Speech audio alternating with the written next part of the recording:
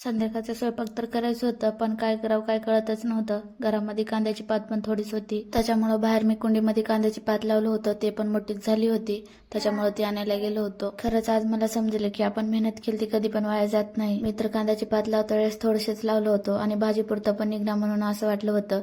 पण ज्या दिवशी मला ह्याची गरज पडली होती त्या दिवशी समजलं की आपण मेहनत केली तर कधी पण वाया जात नाही. मस्तपैकी कांद्याची पात आणलं होतं. स्वयंपाक तर करायचं होतं, पण त्याच्या अगोदर मला एक रेसिपी ट्राय करून बघायचं होतं.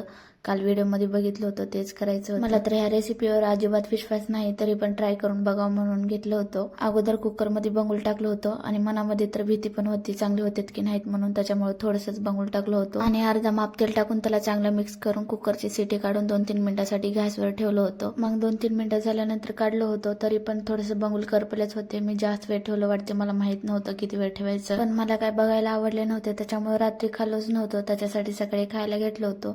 थांबा तुम्हाला खाऊन दाखवते. मला तर तळल्यासारखं टेस्ट येईल म्हणून असं वाटलं होतं, पण टेस्ट तसं काही नव्हतं. मला तर बिलकुल आवडले नव्हते.